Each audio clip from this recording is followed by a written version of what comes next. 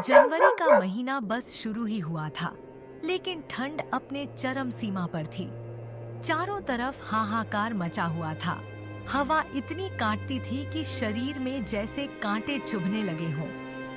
पेड़, खेत और खंभे सब बर्फ की चादर में ढके हुए थे और हर तरफ सन्नाटा और डर का माहौल फैला हुआ था। रे भाई, ऐसी ठंड तो पहले कभी नहीं देखी। लगता है जैसे आसमान से बर्फ की बारिश हो रही हो और सब कुछ सफेद चादर में ढक गया हो। पता नहीं भाई, अब क्या होगा। भाई, तुम सही कह रहे हो। ऐसी ठंड तो हमने कभी नहीं देखी। लोग और जानवर सब ठिठुर रहे हैं, हाथ पांव जम रहे हैं, सांसें थम सी गई हैं। चारों तरफ बर्फ और ठंडी हवा का कहर फैला हुआ है। खेत, पेड़ और घर सब जैसे किसी जादुई चादर में ढक गए हों। हवा इतनी तेज है कि हर आवाज को निगल रही है। सच में भाई, इस ठंड की कड़ाके ने इंसान और जानवर सबको बराबर अपने भय में डाल दिया है। भाई, अब चलो अपने अपने घर चलते हैं। अगर और थोड़ी देर हम बाहर रुके रहे तो हम भी जम जाएंगे। घर पहुंचते ही कम से कम थोड़ी गर्मी का एहसास तो मिलेगा।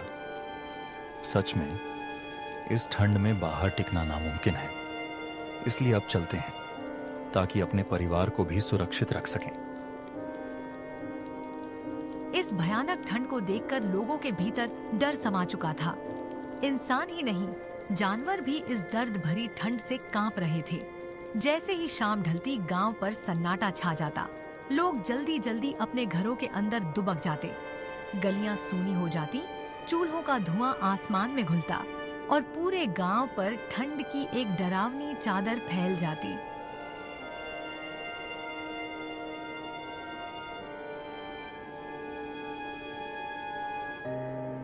उस गांव में मदन नाम का भी एक गरीब लकड़हारा रहता था।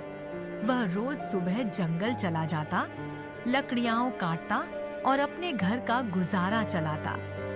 मदन का जीवन कठिन था, लेकिन मेहनत और ईमानदारी से वह अपने परिवार का पेट भरता। मदन, आज ठंड बहुत ज्यादा है और धीरे धीरे ये ठंड और भी बढ़ती जा रही है। हाथ पांव सुन्न पड़ रहे हैं, सांस लेना मुश्किल हो रहा है। अब बताओ, हम क्या करें? तुम सही कह रही हो कमला। ऐसी जानलेवा ठंड हमने कभी नहीं देखी थी। चारों तरफ हाहाकार मचा हुआ है। लोग अलाव जलाकर भी कांप रहे हैं। सुना है इस बार कड़ाकेदार ठंड के साथ भयानक बारिश भी होने वाली है। पता नहीं कमला, आगे क्या होगा। हम तो किसी तरह खुद को संभाल लेंगे, लेकिन अर्जुन का क्या होगा? वह तो अभी नन्हा सा बच्चा है। इतनी जानलेवा ठंड और कड़कती हवाएं, यह सब वह कैसे सह पाएगा? उसके बारे में तो हमने कभी सोचा ही नहीं था। चलो एक काम करते हैं, मैं मुखिया जी के पास जाऊंगा और उनसे कुछ पैसे उधार ले लेता हूं। उसी पैसे से हम छत की मरम्मत करवा देंगे और अर्जुन के लिए कुछ गर्म कपड़े और कंबल खरीद लेंगे। ठीक है जी, यही सही रहेगा। आप जाइए और कुछ पैसे ले आइए।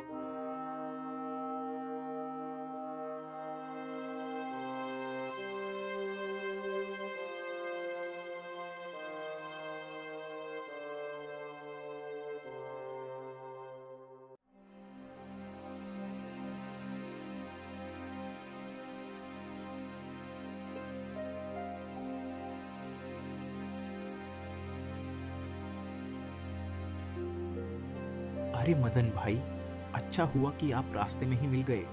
मैं तो अभी आपके घर ही जाने वाला था। घर पर लकड़ी खत्म हो चुकी है और ऊपर से ये जानलेवा ठंड। मदन भाई, कृपया करके कुछ लकड़ी घर पर पहुंचा दीजिए। वैसे आप अभी कहाँ जा रहे थे? अरे क्या बताऊं गोपाल भाई, देख रहे हो ना, ये ठंड जान लेने वाली है।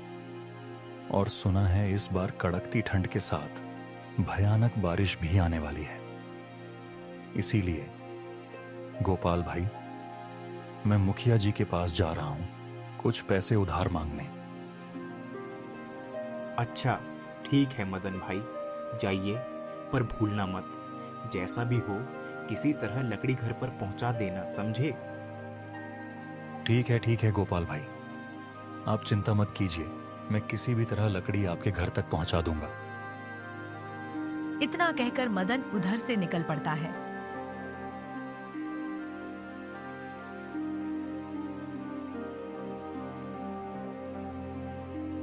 चलते चलते वह मुखिया जी के घर पहुंच जाता है। मुखिया जी अपने मजदूरों को काम पर लगा रहे थे और मदन सीधे उनके पास जाता है। मुखिया जी, क्या आप कुछ पैसे उधार दे सकते हैं? घर की मरम्मत करानी है, नहीं तो आने वाली बारिश में हमारा घर बिखर जाएगा। कृपया कुछ पैसे उधार दे दीजिए, मैं सही समय पर आपको लौटा दूंगा। अरे रे, चुप हो जा रे बंदा। कहां ते उधार मांगने आया से? किस हिम्मत ते मेरे आगे हाथ फैलाया कर रहा से? तू सोचता से मैं कुबेर का बेटा सूं क्या?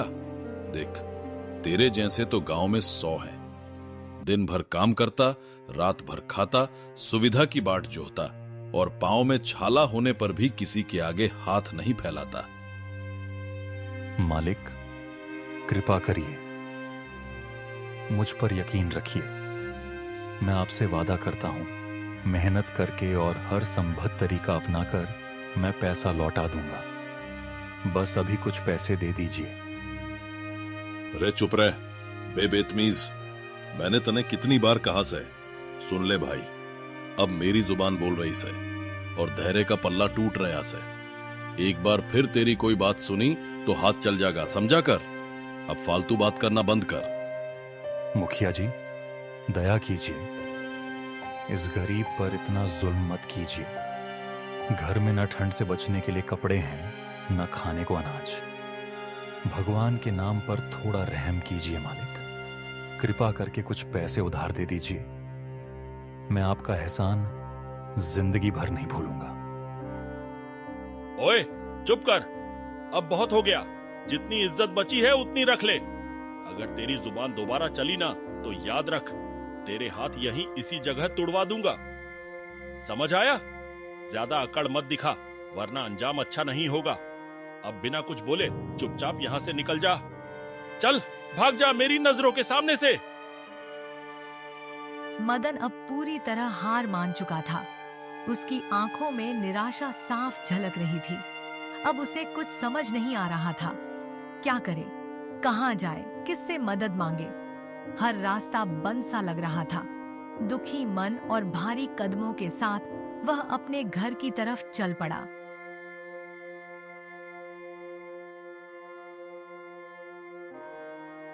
हे भगवान, अब क्या होगा मेरा बच्चा, मेरी बीवी, सब इस भयानक ठंड से ठिठुर रहे हैं। घर में न आग जलाने को लकड़ी है, न तन ढकने को कपड़ा। हे प्रभु, अब मैं कैसे इनकी रक्षा करूं? तू ही कोई रास्ता दिखा दे। तेरी दया ही अब आखिरी सहारा है। मदन ज्यादा कुछ सोचे बिचारे बिना सीधा जंगल की तरफ चल पड़ा।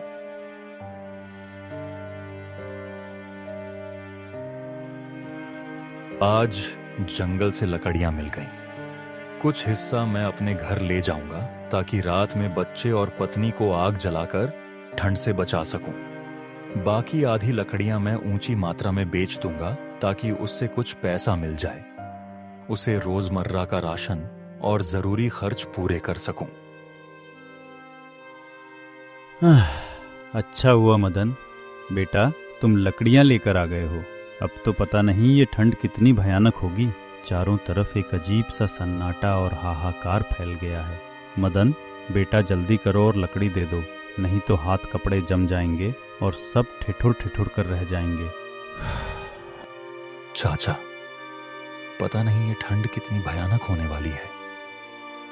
अमीरों को तो सब कुछ आसानी से मिल जाएगा, अच्छे कपड़े, खाना, घर की गर्मी, हर सुविधा उनके पास है। लेकिन हम गरीबों का क्या होगा? मेरे बच्चे, मेरी बीवी, उन्हें मैं कैसे इस कड़ाके की ठंड से बचाऊंगा। ठीक है चाचा, अब मैं घर निकलता हूं। शाम होने वाली है और ठंड और भी बढ़ जाएगी, इसलिए मुझे जल्दी घर पहुंचना होगा। घर पर मेरी बीवी और बच्चे मेरा इंतजार कर रहे होंगे।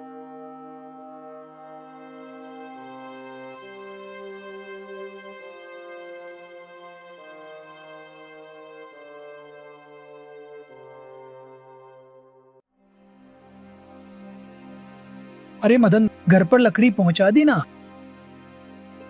हाँ भाई, लकड़ी पहुंचा दी है। बूढ़े चाचा को दे आया हूं। इतना कहकर मदन वहां से धीरे धीरे निकल जाता है।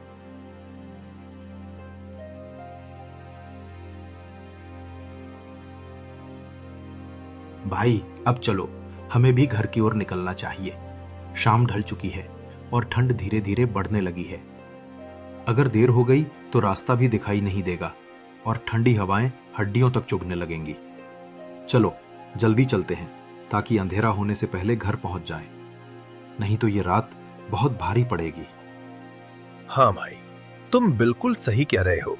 शाम ढलते ही चारों तरफ सन्नाटा छा गया है। न कोई आदमी दिख रहा है, न कोई जानवरों की आवाज सुनाई दे रही है। जैसे पूरा गांव किसी डर में सिमट गया हो। ठंडी हवा अब और भी तेज चलने लगी है, जिससे शरीर कांप उठा है। चलो भाई, देर मत करो, जल्दी निकलते हैं अपने घर की तरफ, वरना ये ठंडी रात हमें रास्ते में ही जकड़ लेगी।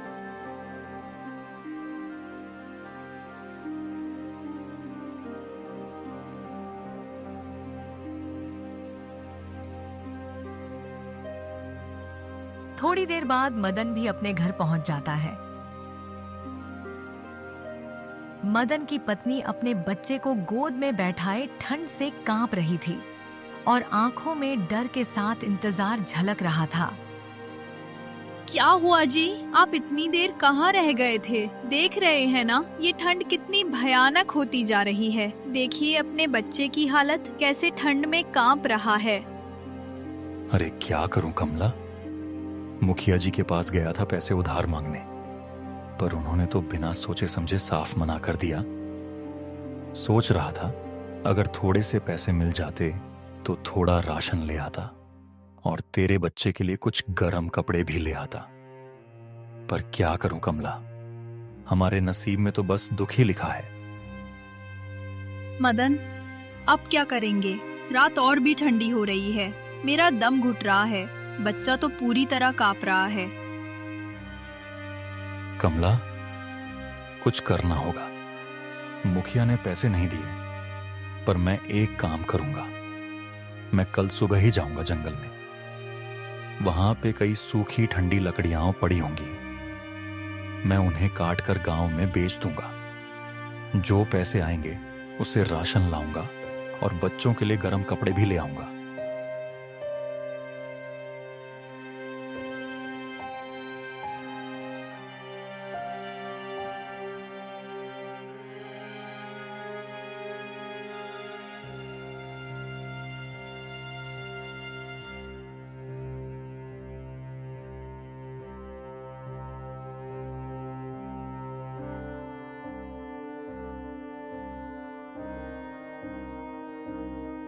मदन भैया, कहाँ जा रहे हो इतनी सुबह कुल्हाड़ी लेकर? अरे वो तो अच्छा है, पर सुनो, जंगल मत जाओ। क्यों बेटा, क्या हुआ? मैंने कल ही सोचा था जंगल से कुछ लकड़ियां काट कर बेच दूंगा, राशन ले आऊंगा। अरे भैया, मुखिया ने सारी अच्छी लकड़ियां ही उठा ली हैं। उसके लोग सुबह सुबह ही आ गए थे, हाथ में कुल्हाड़ी लेकर। धीरे धीरे सभी लकड़ियां काट दी और अपने गोदाम में ढो कर ले गए। वो सब बोल रहे थे इन्हें ऊंचे दामों में बेच देंगे। मैं देख रहा था भैया, जैसे हमारी मेहनत और बच्चों की जरूरत की लकड़ियां बस उनके लिए बाजार का सामान बन गई हों। लड़के की बात जैसे ठंड की एक और परत हवा में गिर गई। मदन के हाथ ठहर गए। कुल्हाड़ी का हत्था उसके घुटनों पर जैसे और भारी हो गया।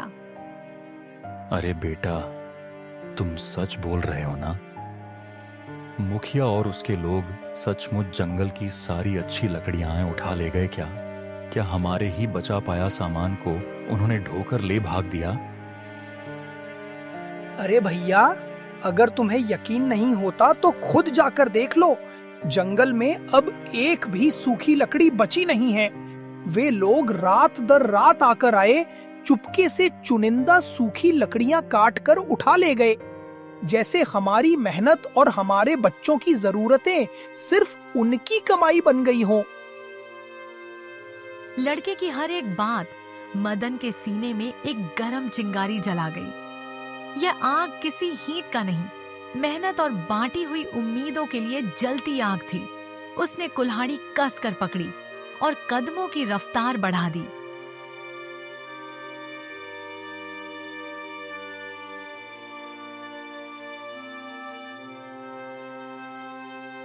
पर जब मदन जंगल पहुंचा, आंखों के सामने जो नजारा था उसने उसकी उम्मीदों को चीर दिया। जहां पहले से सूखी लकड़ियों के ढेर थे, वहां अब खालीपन पसरा हुआ था। धरती पर जेब जेब स्याह निशान, पर लकड़ियां कहीं नहीं। हवा ने उसकी कुल्हाड़ी के पास से गुजरते हुए एक कांटेदार खामोशी छोड़ दी। हे भगवान, अब मैं क्या करूं? कहां जाऊं? किसके पास जाऊं? वो लकड़ी जिस पर मेरी आंख थी, जिस पर मेरी उम्मीदें टिकी थीं, उसे किसी और ने उठा लिया। ओ प्रभु, और कितनी पीड़ा देंगे आप इस गरीब इंसान को? मेरी मेहनत, मेरी आशाएं और बच्चों की जरूरतें सब खाली हाथ रह गईं। अब क्या बचा है मेरे पास? मदन अब और क्या करता? उसके होश उड़ चुके थे। बेचारा जिस उम्मीद के सहारे जंगल आया था, अब वही उम्मीद पूरी तरह टूट चुकी थी।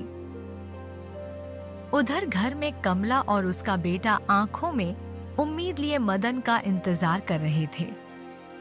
हर बीतते पल के साथ ठंड और भी तेज होती जा रही थी। हे भगवान, ठंड तो और भी बढ़ती जा रही है। मुझे जल्दी घर पहुंचना होगा। घर में कमला और मेरा बेटा इंतजार कर रहे होंगे। नहीं नहीं, देर नहीं करनी चाहिए। फिर मदन ठिठुरती ठंड को चीरते हुए अपने घर की ओर चल पड़ता है। उसके कदम लड़खड़ा रहे थे, मगर मन में एक ही ताकत थी, कमला और बेटे तक पहुंचने की। हर झोंके के साथ ठंडी हवा उसकी हड्डियों तक उतर जाती थी। क्या हुआ जी? आप ठीक तो है ना? कहाँ थे इतनी ठंड में? बाहर तो कितनी ठंडी हवा चल रही है। अगर आपको कुछ हो गया, आपकी तबीयत खराब हो गई, तो मैं और मेरे बच्चे क्या करेंगे?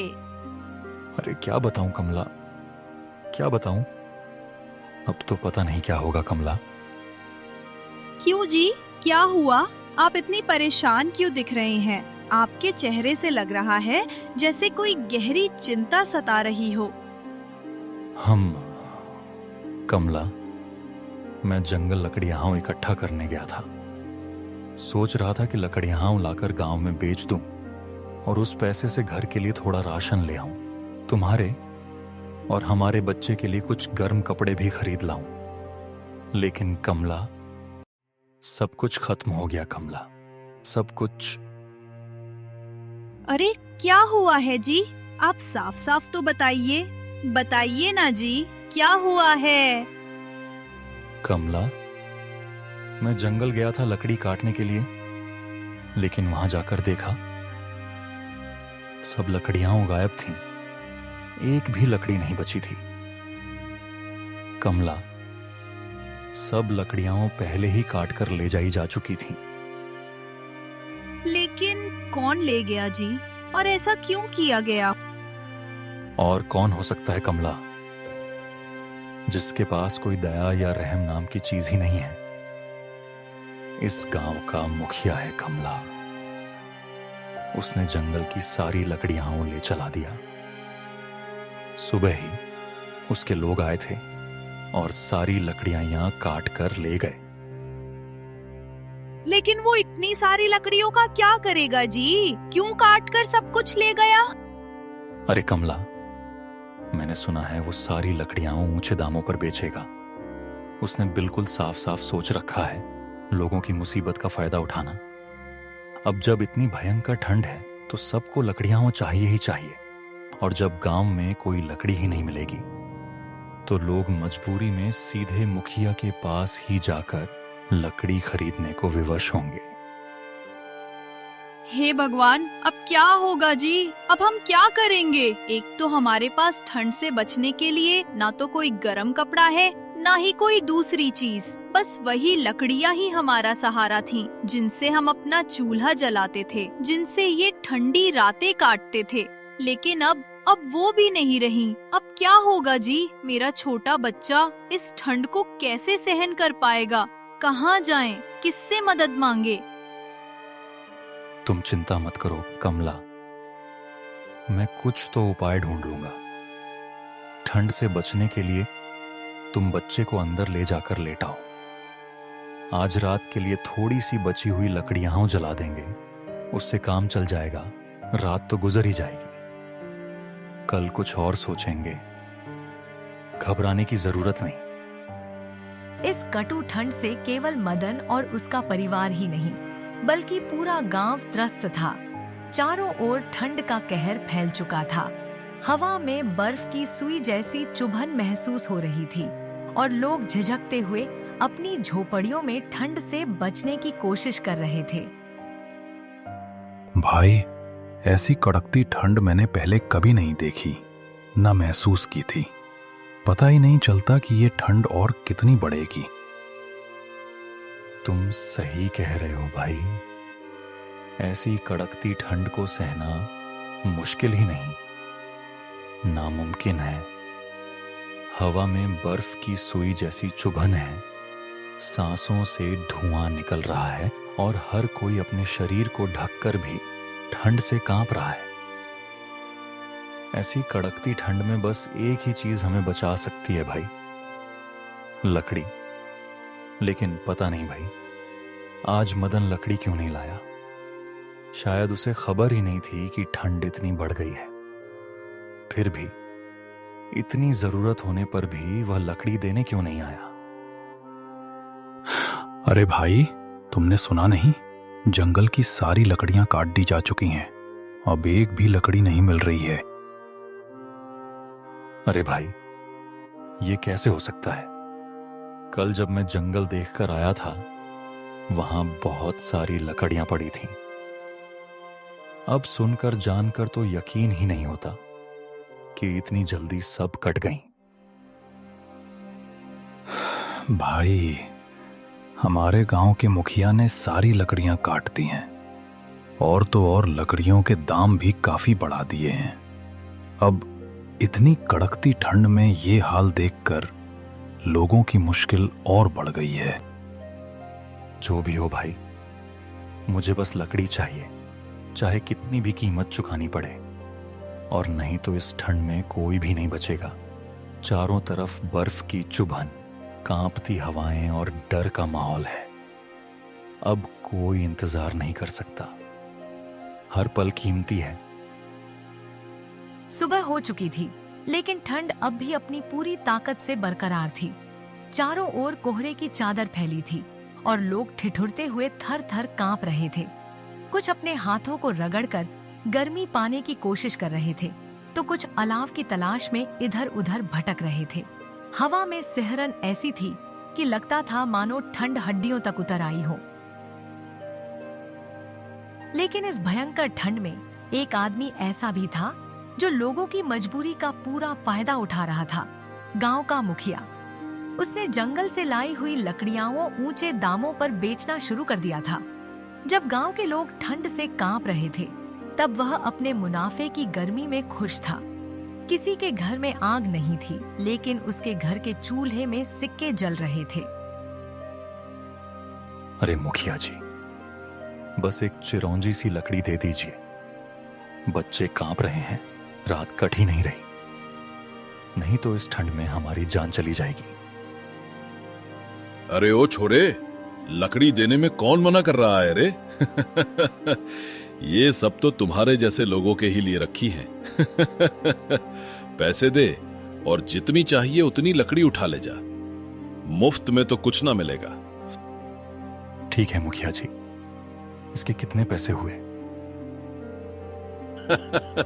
तेरे हो गए 60 रुपए। रे छोरे। अरे ये क्या मुखिया जी, इतनी ज्यादा कीमत आप कैसे ले सकते हो? गांव में तो मदन भाई 20 रुपए में लकड़ी दे जाता था, और आप तो इतने बड़े दाम बोल रहे हो। अरे अगर लकड़ी चाहिए तो बोल दे, वरना अभी यहीं से हट जा। लकड़ी लेनी है तो इतने पैसे देने ही होंगे, वरना साइड हो जा। मुझे और भी लोगों को लकड़ियां बेचनी है। ठीक है मुखिया जी, दीजिए।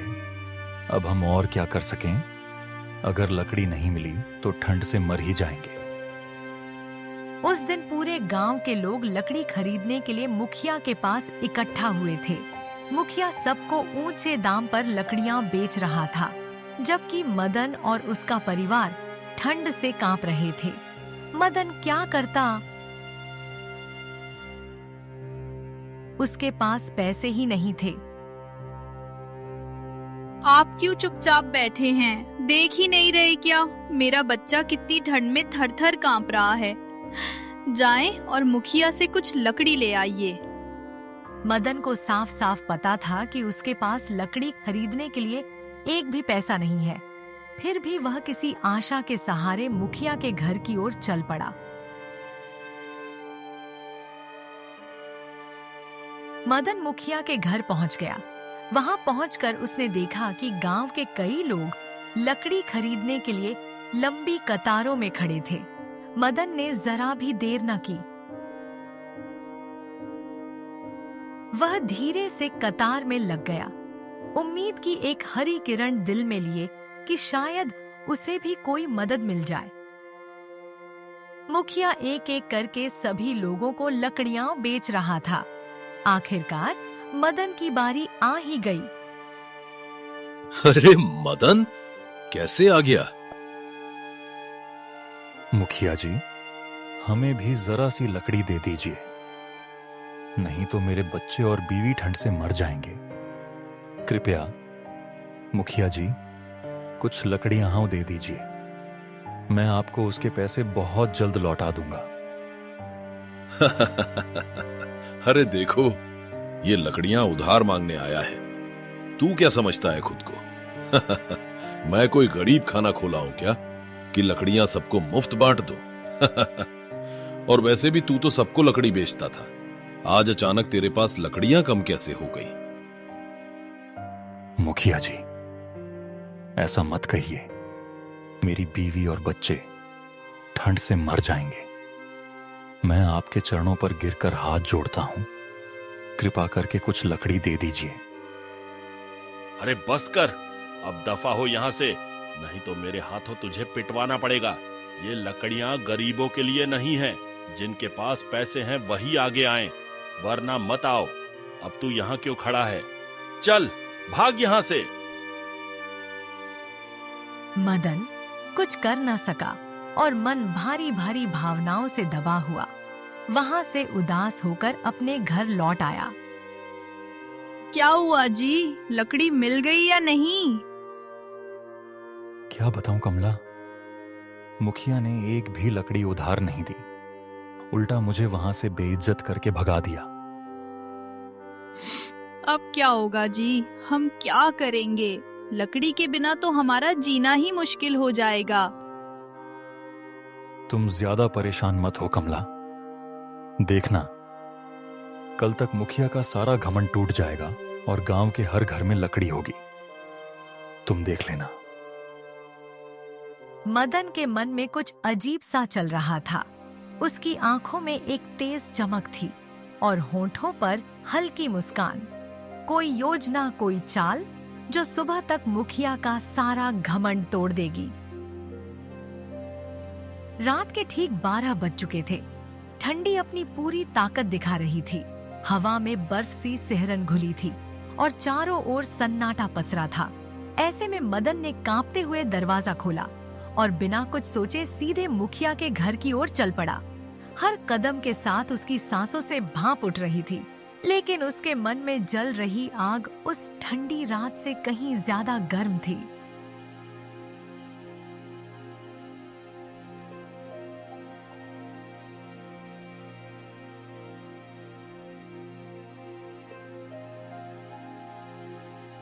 कुछ ही देर में मदन मुखिया के गोदाम तक पहुंच गया।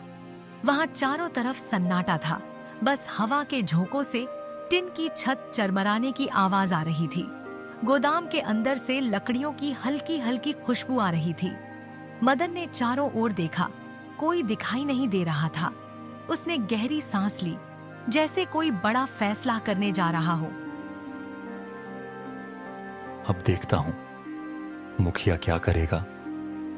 कल सुबह होते ही उसका सारा घमंड चूर चूर हो जाएगा और कल से गांव के किसी को भी मुखिया से लकड़ी खरीदने की जरूरत नहीं पड़ेगी।